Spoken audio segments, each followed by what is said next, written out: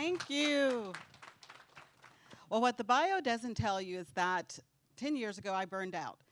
I'm an internal medicine physician. As you know, medicine doesn't really take breaks necessarily. So I got into a situation where I was successful on the outside and feeling horrible on the inside. I think that's something that we have to keep in mind when we're someone who feels that you're living your life with a purpose and a mission. You want to also have the ability to stay available. You want to be sustainable. You want to be able to remain. And that's what I'm here for today. I want to have a conversation with you about personal leadership. Leadership goes twofold. Yes, you're leading teams. Yes, you're out there serving the world. But unless you're able to effectively manage yourself and manage your own personal energy levels, you can have a lot of passion about a mission, but no energy to fulfill the mission. And so we want to spend some time today focusing on that. Now, you may already feel like you are in burnout. Hopefully not, but if you are, then we're going to talk about some strategies and ways that you can begin to overcome that. You may feel like you're on the verge, or you may be here because your team member is someone that you are thinking may be on the verge of burnout. We're going to hit it from all angles. Now, this typically is a half-day to full-day training, so I'm going to squeeze in a high-level overview with the hopes that as we go through some of these questions, you're able to self-reflect on where your personal area you need to focus on. So let me begin with this. Let's take a quick look at what is burnout. The World Health Organization defines it in three ways. Number one is that you're tired all the time. Well, that's most of the world. Number two is that you no longer have passion for the work that you do. And then number three is that the work that you do is not at the level of what you're actually capable of. We have a lot of people who are functional burnouts, meaning they show up to work every day, they're present, they're putting in the hours, but they're not actually serving and working at the highest level of their capacity. They're working from their overwhelm and not from their overflow. So you want to be evaluating, yes, I'm showing up 7 days a week, some of you, or 5 days a week. Are you actually showing up, delivering your highest level of innovation, creativity, team leadership? Those are the areas we want to focus on. This number now is even higher. Over 78% of people say that they feel like they're burned out. And within nonprofit organizations, that number tends to range around 50%. And so if you are in this room and you do feel like you're on the verge, I want you to be encouraged that burnout is just a symptom. It's a symptom of something else that's going on. And so we want to diagnose it the same way that we would any other medical condition. We're going to break down first the diagnosis part of it, and then we're going to go into some high level, as I mentioned, treatment modalities that can begin to implement in your own life. And the goal is not that for you to listen to me and like, wow, that was a great talk. The goal is actually to leave with a specific area you're going to focus on, because information without implementation is a waste of all of our times. And I'm not here to waste time, and I hope you're not either. So if you are someone in my age group, you're between the 40 and 54-year-old range, you're at highest risk of burnout. Millennials have it actually down packed. They understand that burnout does not equal sustainability, and so they are more proactive with it. Baby boomers also tend to be more proactive. So I want you to be aware of that, because part of it is cultural. Most of us have grown up with a great work ethic, but we have absolutely no rest ethic. We think we can just grind, grind, grind, and we actually have put a term to it. We live in a grind culture. Well, the grind culture results in people who are burned out and people who are not able to sustain and stay in the jobs that they feel like they are called to. I want to begin by getting a little bit more understanding of what are the areas that you feel are stressing you out. So take your phone. Hopefully this QR code is big enough that your phone will capture it quickly. And I want you to scan this. You just open up the camera setting, scan the QR code, and on there, answer this question. What are your top challenges or stressors? type it in, because what I'm going to do is I want to narrow down the conversation a little bit. As I stated, this is typically a much longer talk, so I want to narrow down the conversation so during our time together, I can focus on some of the pain points that you're being most affected by, and we can use our time most wisely. So, yes, your top one. Top one. Let's do the top one per person. I know, some of you are like, I got the list. Let me put the list down. No, the top one, your top challenge or stressor. And once we get around about 60, 75%, let's put up the word cloud to see what this is looking like.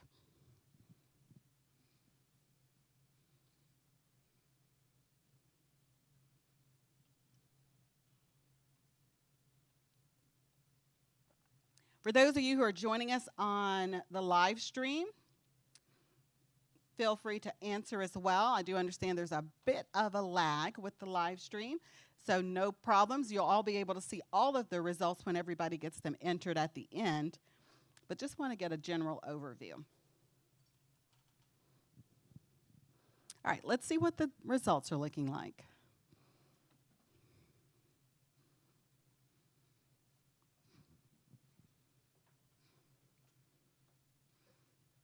And I think you guys are sharing the results from the back. Okay.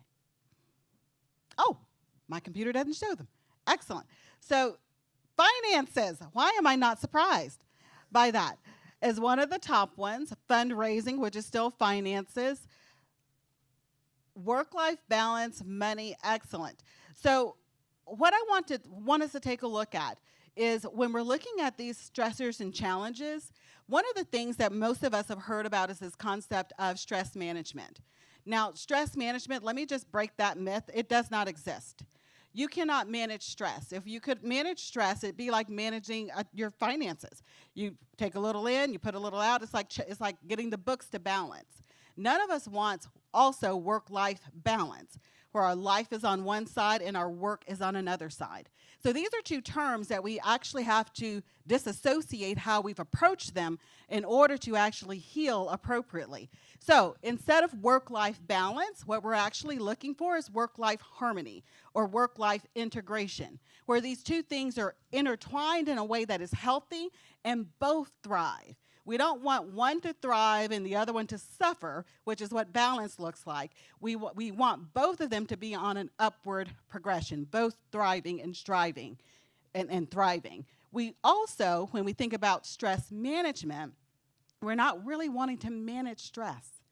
What we're wanting to manage is how we recover from stress, because that's what you actually have the power to change. Okay, let's head back to the slides.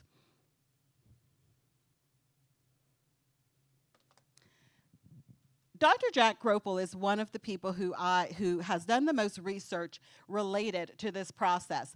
And I want to break this down. This slide is kind of his full explanation of it. But what I want to share with you is kind of the summation. Every one of us has probably had some point in time in the beginning of the year where you think, I'm going to get more fit.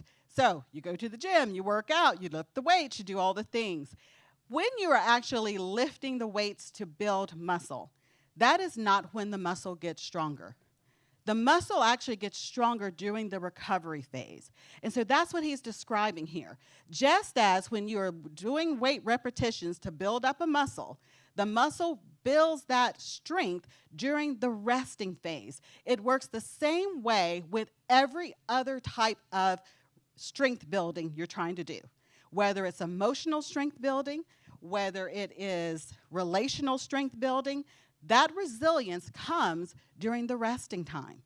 It is the combination of the stress, which are the changes and challenges you just listed that you cannot change nor can you manage, because you can't decide if you want a problem or not. They just show up.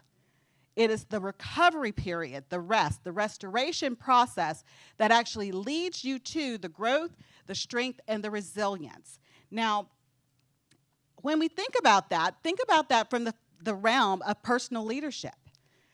See, personal leadership is you taking a step back, taking some self-awareness, being aware of when you are not adequately getting the restorative processes in place to counteract whatever stressors are hitting your life. The more stressors, the more intentionality the restorative practices have to be. So when we think about this, think about it also from your team standpoint. It's very hard to do good customer service if you are emotionally drained. It's very difficult to stay motivated and inspired and creative if you're problem solving all day and using energy from that emotion, from that creative rest well, and not pouring anything back into it. So when we think about leadership, I want us to begin with also looking at some of the soft skills that are related to that. Adaptability, communication, self-awareness, creativity, and emotional management. These are some of the key areas that most of us are never trained in. It's not necessarily taught in most schools. This is why I burned out. Nobody taught me necessarily how to be self-aware. I'm patient-aware without being self-aware. That's a dangerous situation to be in. And so I want us to be aware of some of the soft skills that are needed as well for our own ability to stay healthy, our own ability to stay effective. So I want you to do a little bit of self-reflection for yourself and think about, of those 5 soft skills, which is the one you're currently feeling you are most in need of? Is it adaptability, communication, self-awareness, and on and on? So scan, and then you can select the one that you feel you are most in need of.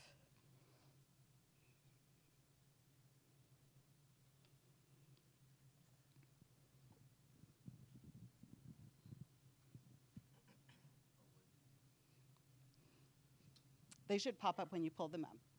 All 5 should pop up. Oh, is the internet down? If the internet, see, pop up the answer so it's popped up so far. I think there's an issue with.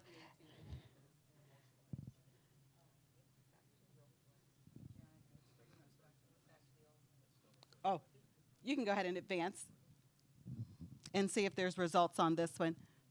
Looks like we're having some internet connection issues. I think everybody's pulling on the hotel Wi-Fi, and it's like, it's trying to rest. So it wants a break.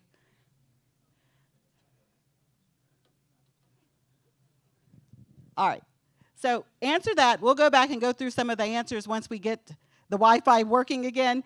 But what I want us to do while we're waiting on that, we're going to go ahead and push forward, because I want us to spend a little time actually focusing on the research that we've spent over the past 10 years doing. And that research is around these particular types of rest.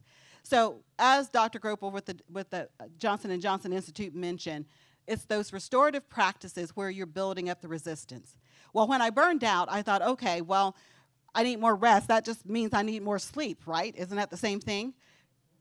No, they're absolutely not the same thing.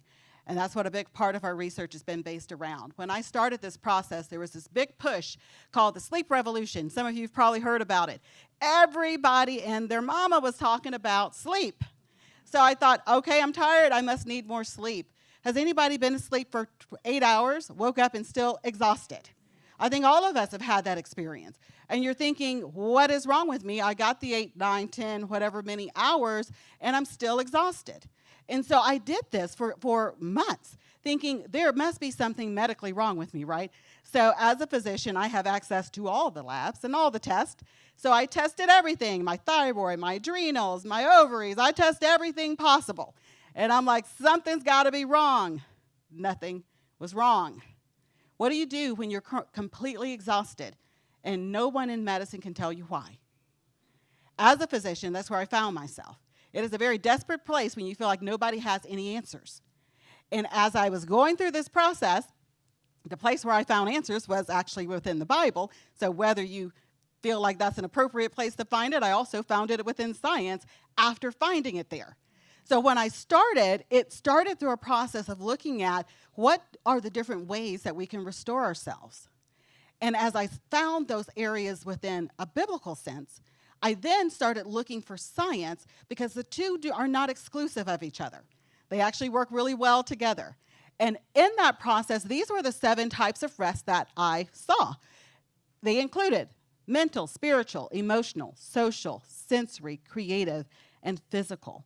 And so what I want us to do is we're going to go through each and every one of these. I'm going to share a little bit about what it looks like if you have a rest deficit in any of these areas.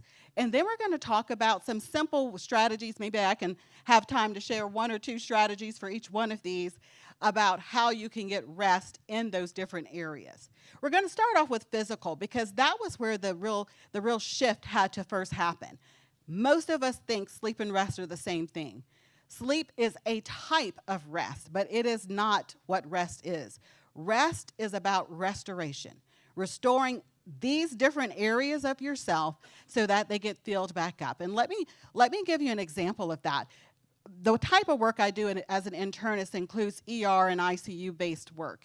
So when I'm in the ER and someone comes in bleeding and I tell my nurse, hey, go over here, suture this person up, send them home, I stop the bleeding, but did I restore them? Now, if they had a little bitty cut and it was like hardly anything and barely bled, maybe I restored them because, we got a lot of blood in our body. But if they were a hemophiliac or if they had a massive gaping wound, I can stop the bleeding without leaving them restored. And that's what a lot of people are doing on the weekends. You stop the bleeding, but you lay around and you Netflix and chill. And so you don't actually have any intentionality behind what it is you're pouring back in. You can have a deficit that is specific. For example, let's say someone has a social or a creative rest deficit.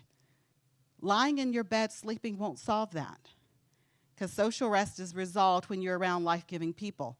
And creative rest is provoked when you're around things that inspire you. Eyes closed in a bed can't do that. So we have to realize that any old kind of rest may not be the right kind of rest for what you're actually needing.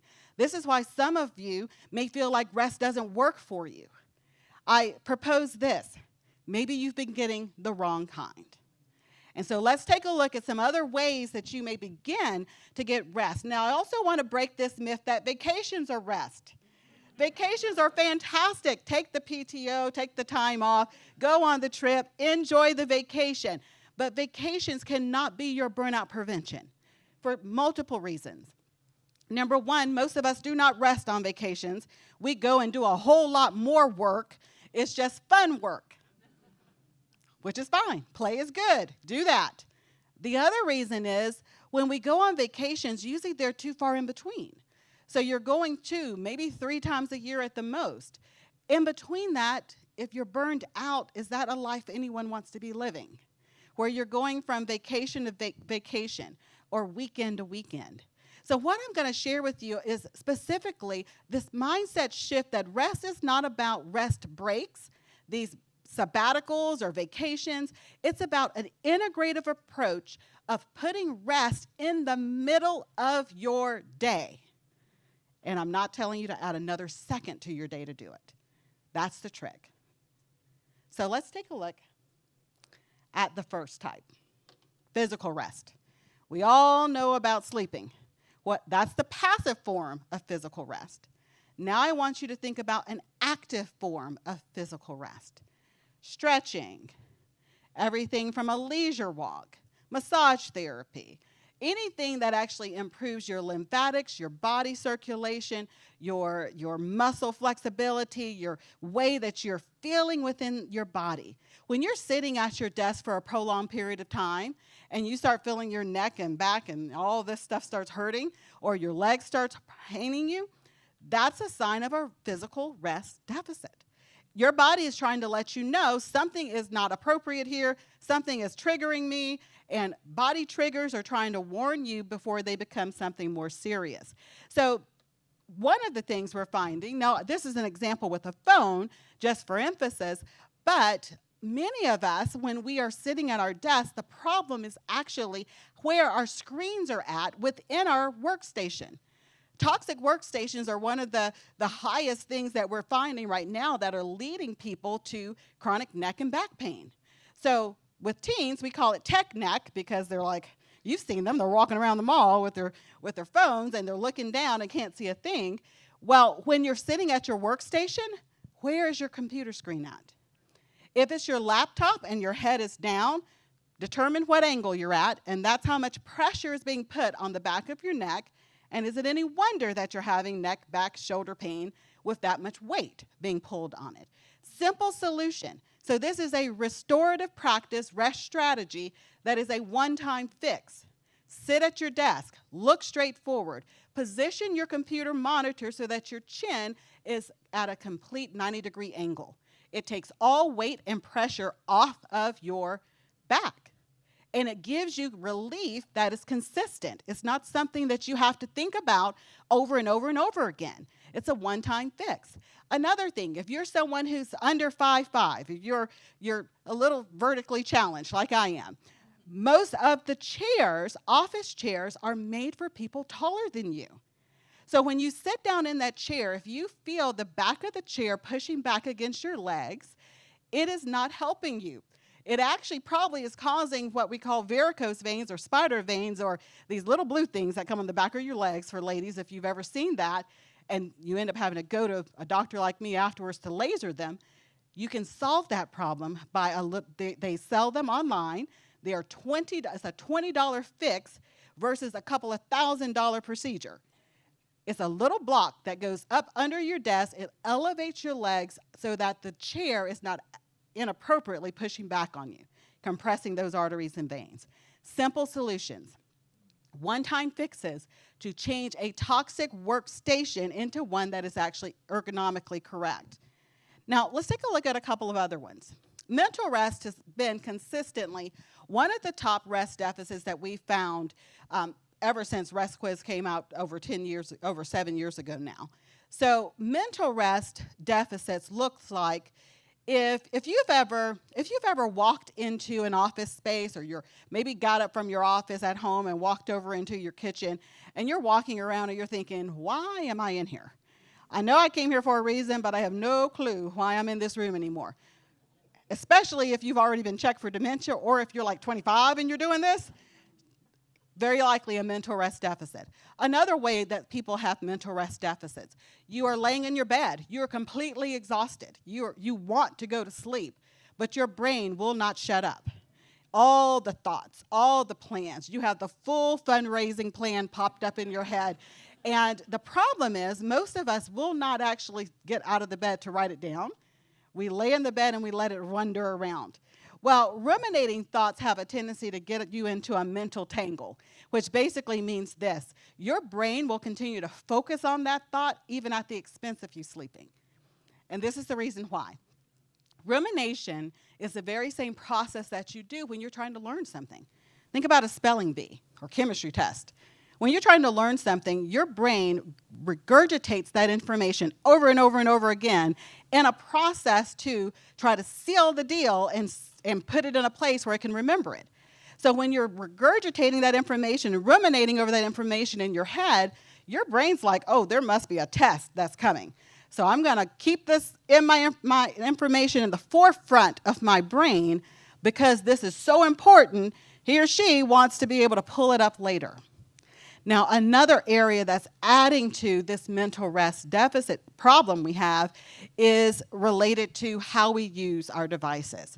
Now, sometimes I have people yell this out. I don't know how that'll come across on the live screen, but in your own mind, how many tabs or windows do you typically have open on your computer screen?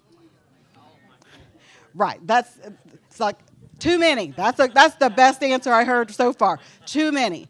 I do this presentation with a lot of different organizations, from AARP to Silicon Valley. AARP, they holler out 5. I'm like, okay, that's not too bad. Silicon Valley hollers out 50. The average is 5 and up. And they base that off of little grandmas sitting there playing on Pinterest trying to find out the next recipe. That is the average, 5 to 10. The normal person within business, it tends to range somewhere between 10 to 20 on average. Now, the problem with that is all of those screens being open, we've actually taught our brain to be less effective. When you're sitting there and you need information, we just say, I can hit a button and up it pops. I got the information I need. And now, let's say you want to go into the grocery store and you have 3 items you want to buy. You're not going to write that down, right? It's 3 items. That is the definition of the dementia test. So you have 3 items you're going to remember. You walk into the grocery store, you go down aisle, you get the first item, second item, third item. You have, not only do you have no idea, you forgot even what you're cooking that you're in there for. So when that happens, it's basically your brain wondering, where is the tab? Because normally if I need information, I can just go to a tab. So it's waiting for you to tell it what tab that's under because it has not been trained to remember things anymore. So we have to see that there are certain habits that we do that feed this process. So how do you overcome that? Limiting multitasking, downgrading screens, actually practicing memorization at times so that you're not allowing your brain to get slow in its processing of memorization. And if you're the person who has all those thoughts that keep coming back over and over and you can't go to sleep, the number one tip that's helped with that is something called brain dumping. And brain dumping is simply this. Have a notepad, piece of paper. If you're fancy, you can have a journal, something at the bedside where you jot down the information when it pops up. Yes, it takes a couple of seconds, but what happens is when you write it down on something concrete, it gives your brain permission to now release it. It's like, we took the test. I don't have to hold on to this anymore. Test done, I passed, go to bed. That is one of the simplest ways to accomplish that. Now, the next one we're going to talk about is sensory rest. Sensory rest is one many people have never heard of, but I'll give you an example. We're in this room right now, we're pretty quiet, right? But you still hear noise. There's a humming in the background of whatever air conditioning is going off. People are flipping pages. There's always this background noise. At your office space, maybe you're sitting by the elevators and you hear the dinging and the pinging of elevators. Maybe you hear people in other rooms having meetings. Maybe you're in a home office and you're hearing the kids' toys go off or whatever it is. Although you have told yourself, I tune it out. I don't hear that stuff. Something's working every time you're tuning it out. What's working? Your brain. Your brain is still processing that information in order for you to tune it out. And the problem with this is, with sensory overload syndrome, the way sensory overload syndrome works is that when you get to that point, most of us respond in a psychological response, either irritation, agitation, rage, or anger. Think about it this way. If you've ever had a 2-year-old and you took them to a birthday party, they are fantastic the first minute or two, right? You might get to an hour. Get to an hour or so of the birthday party. They're fine. They're laughing. And then it's almost like a switch got turned off. They go from happy to pounding their fist and feet on the floor. What happened? Sensory overload syndrome. Add 30 years to that kid. They don't pound fist and feet on the floor. They just get mean. Hard to work with. If you find that at the end of the beginning of the day, you're a great person, you're all smiles, it's how can I help you, thank you very much. By the end of the day, it's like, get up out my face, I don't want to see you, I'm mad, I'm irritated. You could very well have something in your background settings that are adding to your sensory overload and leading you into sensory overload syndrome. Now, it's the same reason, honestly, why we have road rage in the evenings. In the morning time, we slept. Sleep actually gives you a sensory reprieve. Everything's quiet. So in the morning, there's no road rage. In the evening, whatever you've processed through the day is going to add to that sensory rest deficit. So what are some ways to overcome this? Well, a simple one could be thinking about what the background noises are at your office and come prepared. Maybe you have some noise cancellation earbuds or earphones or something you can put on for 20 minutes, usually is adequate, to completely reset your sensory overwhelm. Maybe you're in the middle of a bunch of Zoom meetings. Maybe that's how you're conducting business. Zoom, a lot of us saw this during the pandemic. We started using terms called Zoom fatigue, sensory rest deficit. What does it mean?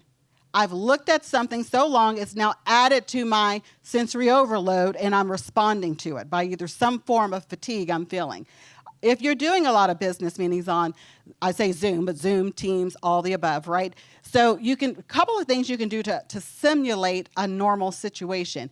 If we were in a meeting right now, and we were sitting at a board table, we're all seeing kind of the same type walls, these walls that are in here. Do the same thing on your Zoom meetings. Have all your team members have a set Zoom background screen so that when all those pictures pop up, the background at least is the same. You're not focusing. The reason we got Zoom fatigue is because I'm looking at this room and I'm wondering what kind of dog that is walking in the back, and I'm looking in this room and I'm trying to figure out what books are on the shelf, and then I'm judging this person in the middle because they didn't make their bed and they're in their bedroom.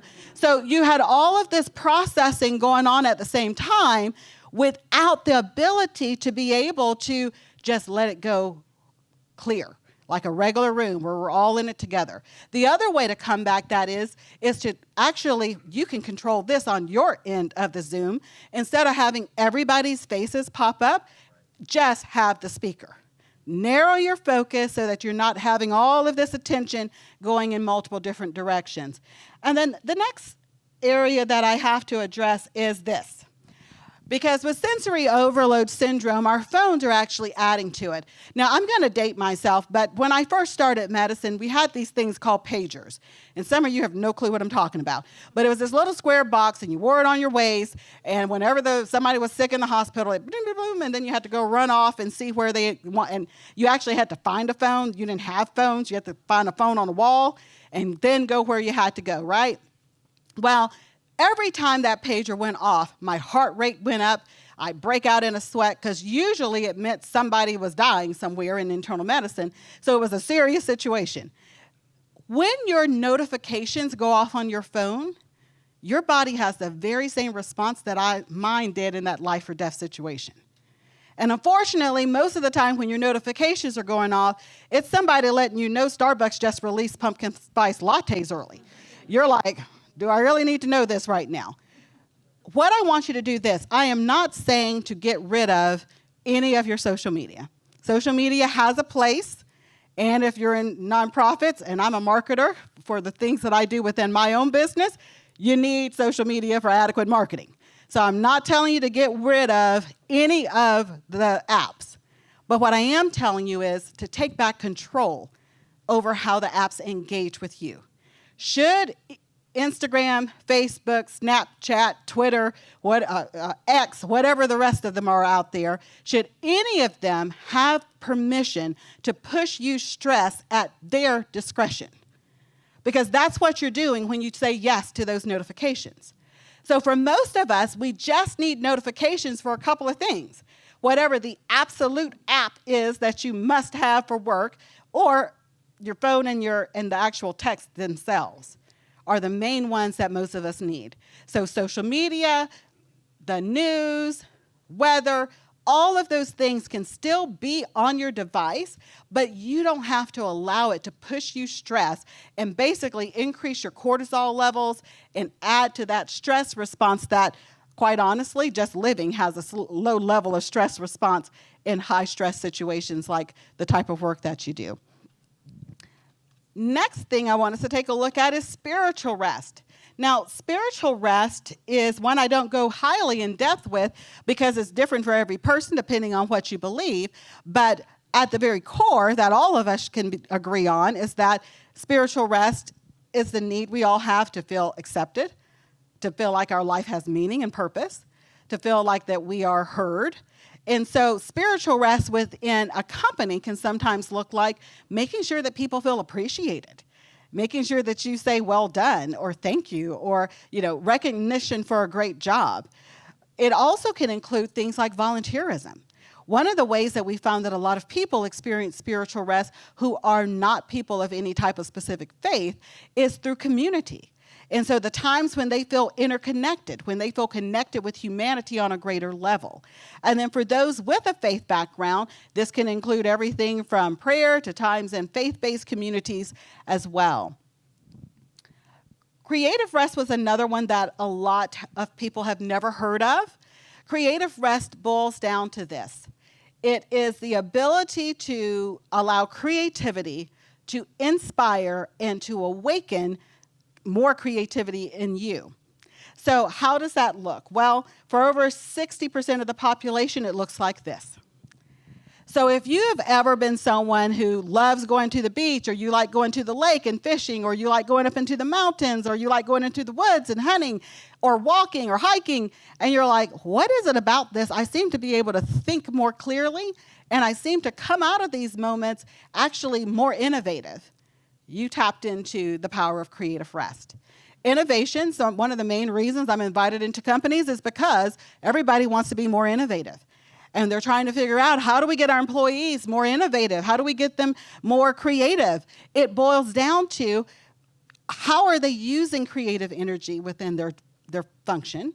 And are they doing something to restore it?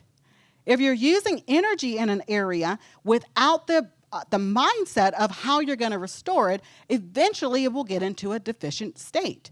And so creativity is not just for the graphic designer and the marketer and the singer and, those with who we think of as having creative jobs. Creativity is a process that's used with problem solving. So is anybody solving problems in your business? I imagine you are, right? It's kind of the cornerstone for nonprofits. You're problem solvers. So when you're solving a problem, oftentimes you're taking what is not there and trying to figure out how to create something that is better. That process alone will keep you in a low level of creative rest deficit. And what I find is that people who are doing everything in their power to try to be more rested, less burned out, because of their knowledge, not having the knowledge of creative rest deficit, they don't realize that the time they spend doing what looks frivolous could actually be the one thing they're missing. We tend to judge creative rest more than all the other types of rest. We'll tell people, yes, go get that massage, go talk to the counselor for emotional rest, go spend time with your family for social rest. But rarely do we tell people and give them kind of the social grace and permission to actually just go enjoy nothing. Some of the most powerful CEOs I've sat down with have said, you know what?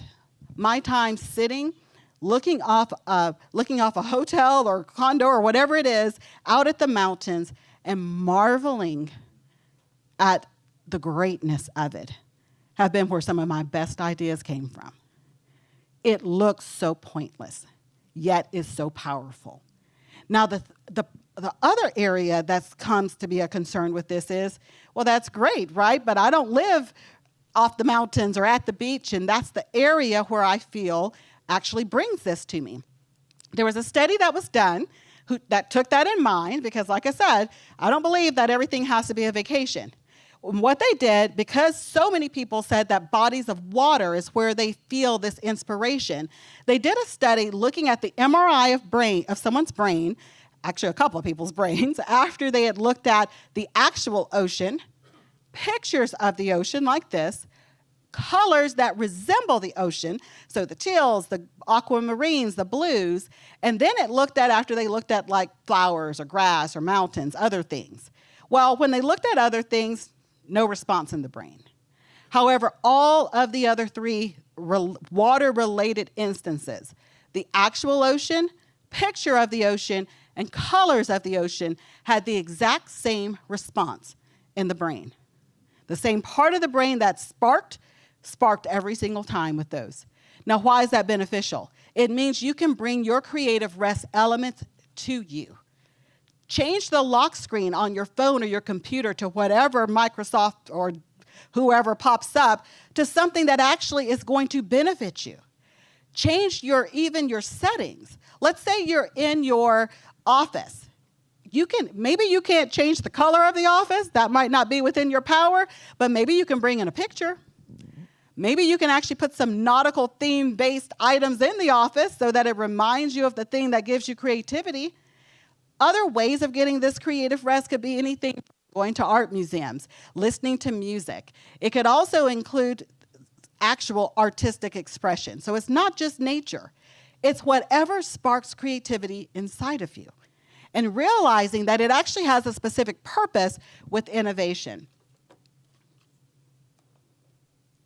So, because creative rest is one that most of us have not thought about, I want to take a moment. Let's see if the internet's back up and working. And you can scan this and type in what's your favorite creative rest area. What is the one that's most meaningful to you? I'm going to throw out a couple of other ideas because this, as I stated, is when I'm finding a lot of people. Is the internet up or down? It's up. I think it just needs to slide over. Okay, so I think they said it needs to advance one.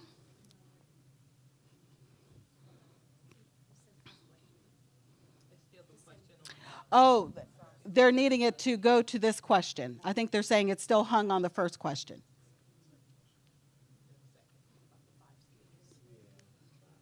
Okay, did he just refresh it? Perfect, thank you. All right, looks like it just got refreshed. So a couple of other examples of creative rest could include that were not things I'd ever thought about. Actually, spending time with your pets. I was like, oh, okay, I've never thought about it like that. But I've had so many people say that when they're sitting down with their cat, dog, whatever it happens to be, and stroking the back of their pet has that same ability because they're marveling over this creature that has become like family to them. What makes you marvel? What leaves that kind of childlike awe and wonder? That's at the very basis of creative rest. So you can share the results if those are available.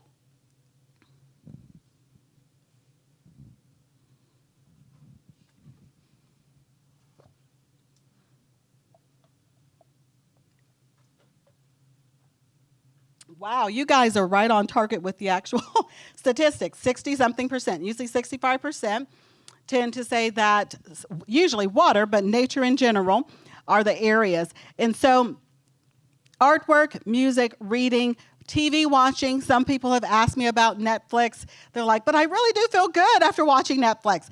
So if you're watching something that actually helps you get into that wonder stage, yes. But I will say this, most of us, when we Netflix and chill, what we're actually doing is escapism. We're tired. We don't know why we're tired. We're not actually trying to restore anything. We just want to escape life for a couple of minutes in somebody else's crazy life. And so you flip on the drama. You're like, okay, I don't think about my problems. Let me worry about their problems for a minute. So just be aware of that. Escapism is not an effective rest strategy. It tends to leave people feeling more drained. And so, great to watch a show every now and then, but if you start finding that after watching that you're still exhausted, chances are there's another area that needs to be addressed. All right, let's go to the next slide. The final two we're going to discuss are emotional and social rest. I discussed these two together specifically because they both require people, is why I discuss them together. But let's begin with emotional. Emotional rest is complicated because with emotional rest, we have to look at a couple of different things. Quite a few of you may be suffering from what we call professional emotional labor. And let me describe it to you in a couple of instances because I think that might be easier to understand. If you've been on a plane, some of you flew. I heard somebody say they came from Colorado and different places, so some people have flown here, right? So you're on the plane, maybe your person you're sitting beside had a couple too many of those little bitty bottles, and so they're not the nicest person right now, and the flight attendant walks up and asks them something, and they're being a jerk. What does the flight attendant do? It's all smiles. And you know she wants to slap the person, but it's all smiles. She keeps a smile on her face. Maybe you have been in a situation where you had to let some people go for whatever reason. Maybe finances, you couldn't keep staff on. You don't bust out in tears, even though you know this might be something that might not be the best for their family and their situation. For myself, emotional rest was the area that I was actually in deficit in. It's what led to my burnout. I work in a small town. The town I work in, The people who come as my patients, I know most of the people. Like, we're going to church together. I see them in the grocery store. These are not necessarily strangers to me. So when we're in a life or death situation and we're in the ICU and I'm looking at this person on the bed, I'm an empath. Everything in me may want to burst out in tears, but I've been trained to not cry. There won't be a drop of a tear that ever escapes my eye in that kind of situation, because I have agreed to assume the professional emotional labor of that particular situation. Now, the problem is when you never release it. It's okay to have professional emotional labor. You cannot be a counselor counseling people bawling alongside them. It's not effective. So the professional emotional labor says, I am going to manage my emotions well enough to keep them in check and not be authentic in every moment.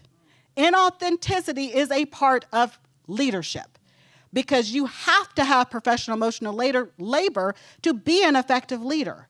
But you also have to know when to release it. There has to be a time when it feels safe enough to release what the authentic feelings are inside of you. So whether that is a therapist, a counselor, a trusted friend, a pastor, your spouse, I don't care who it is, every single person has to have an emotional rest person or team even, depending on what your situation may look like. Some people in your life where you are sharing that true feelings. Now, what I find oftentimes is this. People fear trauma dumping, so they don't do emotional rest. So let me help you understand the difference between emotional rest and trauma dumping. Trauma dumping, and I'll use my situation as an example. Trauma dumping would be me going home to my husband and telling him all of the gore of what happened in that situation that landed the person into the ICU. I'm telling him what the car looked like, what the kids were wearing. I'm telling him all this stuff. So basically, I'm painting a mental picture to bring him into the scenario with me. Who wants to do that? No wonder people aren't talking. We don't need to tell people the whole scenario. And that actually isn't emotional rest. Emotional rest is way more vulnerable than that. Emotional rest would be me telling my husband, I felt completely useless and powerless because there was nothing I could do to help that family. I stood there by that bedside and held hands and tried not to cry. That's the best I could serve them. That is what emotional rest looks like. When you are being the rawest, realest, most authentic version of yourself, and everybody is not safe to do that with. That's just the reality of it. Everybody is not safe to do that with. So part of your personal leadership is being responsible to find those people. And sometimes you must pay them. There is nothing wrong with having a therapist, coach, counselor, whoever it is. Sometimes the person who actually has signed that all your stuff is like sacred, I'm not going to talk about it, is the safest place to have that conversation. But be aware, we can bring some of these emotional and social rest elements into our home. Because with social rest, when you think about social rest, the difference is social rest is actually looking at the people in your life and how they either pull from your social energy or pour back into your social energy. So are they draining your social energy, or are they more life-giving? Most of the people in your life, particularly in a nonprofit type setting, are people who need things from you. You're serving them. You're giving of yourself. The question I want you to ask yourself is, who are the people who need nothing from you? Who are the people who can pour back into you? Now, it can work both ways, because sometimes the person who is your social rest person could be your spouse or your kids. So they need things from you, but they also have the capacity to be life-giving and to pour back into you. But it takes a bit of intentionality to make sure that the relationships don't get one-sided. So I'm going to give you a quick strategy for this, for social rest. My Mother's Day just passed, right? So Mother's Day, how many mamas got, I love flowers. Flowers I'm good with. I'm not so good with, the earrings I would never wear. My son got me ice cream cone earrings one year. I'm like, okay, 4th of July, please come around so I can wear these. So you get these gifts and you're like, ugh.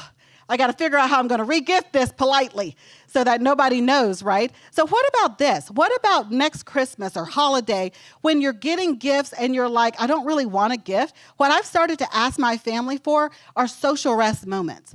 So at the table, when we were sitting around for Mother's Day, I let each of them say something about me that they wouldn't normally say. What's one thing you like about me? What have I done this year that made you proud I'm your mama? What is one thing that's so like anniversary? My husband knows. Don't buy. I got enough stuff. I don't want more stuff.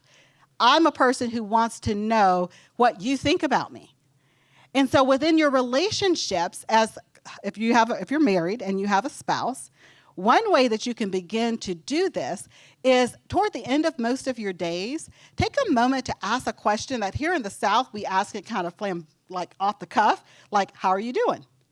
Now, I get it. We ask this when we walk around in the South, and it's like saying hello. You really don't care how somebody's doing. You don't really want to hear.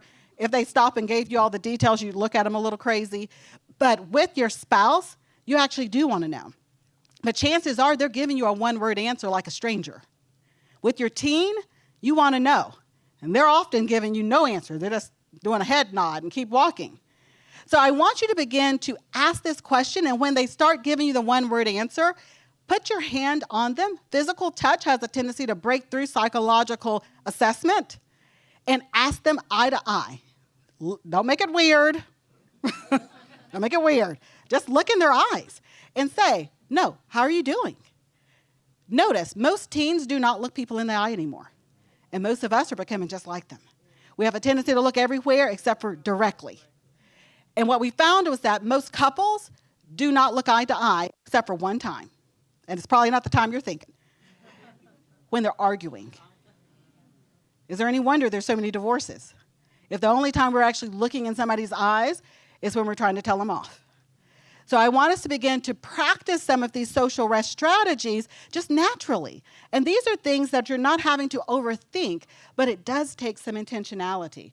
Within your teams, this can be done as well.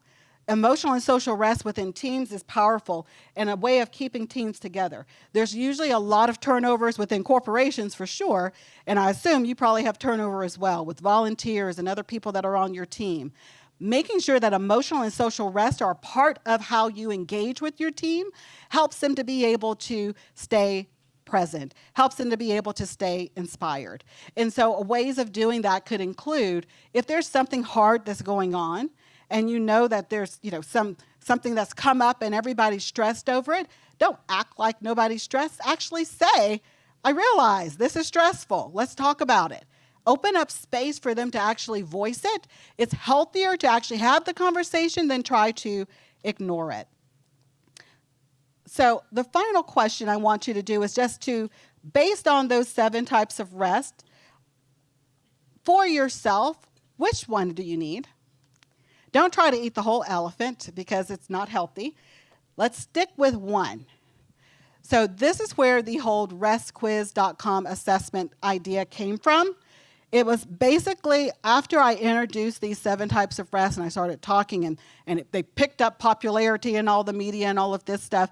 The goal was simply this. As a physician, as I mentioned, I want people to actually see how to implement what we've talked about. Telling a diabetic you need to stop sugar without giving them some half-decent recipes they're going to actually want to eat is like pointless.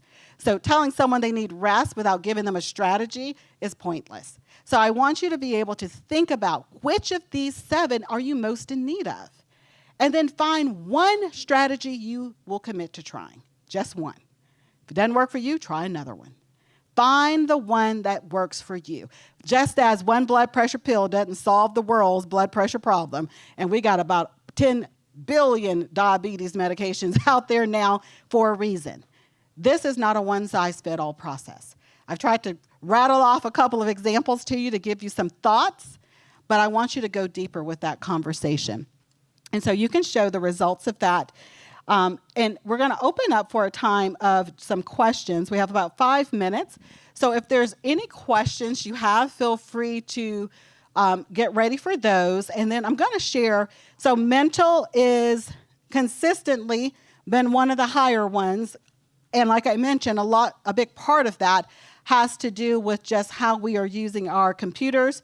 And multitasking, I will share that before I forget. Multitasking adds to mental rest deficits. One of the strategies to keep in mind is something we do called time blocking. If you've never heard of this concept, I don't have time to go in depth, but activities that tend to be most draining to you, if you can block them off during for example, if going into your email inbox is like stressful for you, don't go in all day long. You're prolonging the stress. Set aside an hour. Go in, time block. Do all you can do in that hour. Then have maybe 2 hours where you don't touch it, and then maybe you'll have another hour and a half block where you go in. What it does, it actually gives you a time for the cortisol levels to reset, so they don't just keep escalating all day long. Awesome. And so I'm going to conclude with this slide that just shares a little bit of information about Rest Quiz. So restquiz.com is where the free assessment is at. All of this is from my book, Sacred Rest, as she mentioned. And feel free to send me an email if you have questions that we don't get to. My team will get those over to me, and I will answer back. So if there's any questions, just feel free to raise your hand, and we can hit on a couple of those.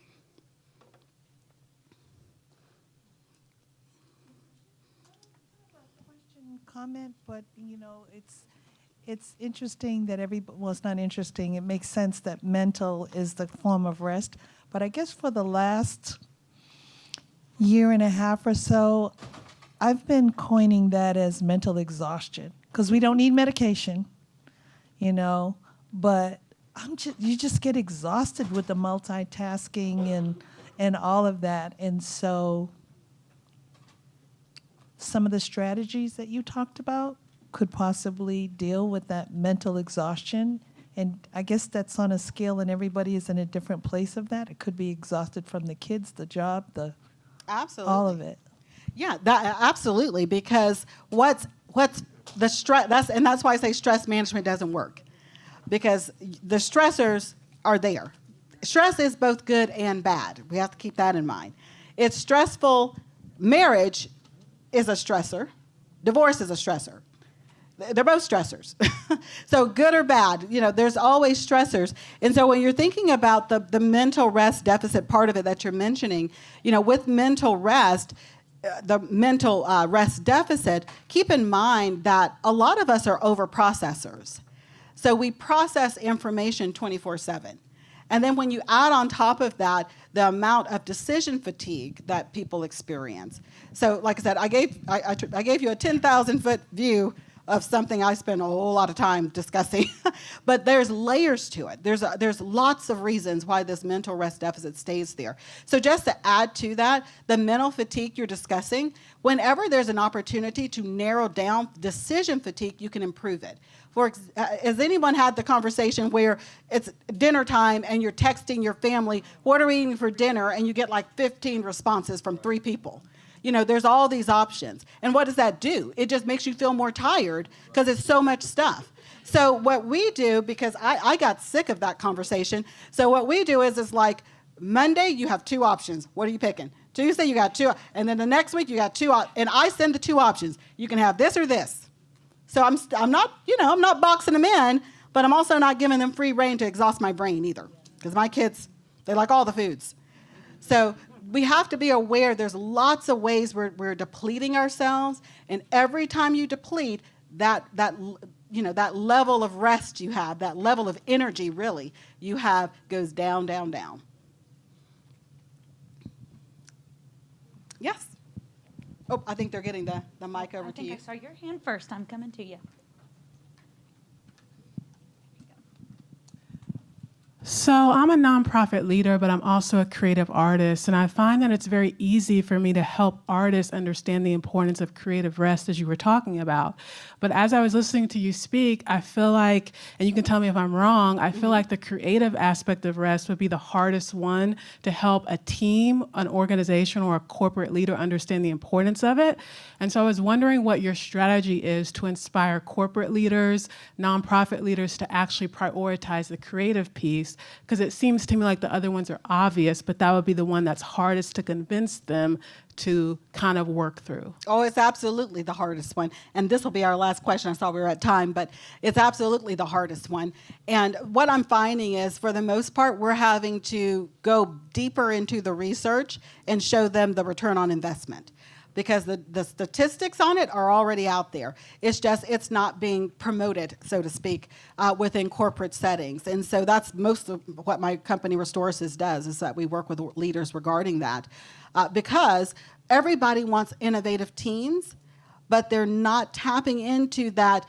These are humans. There's a reason it's called a human resource department.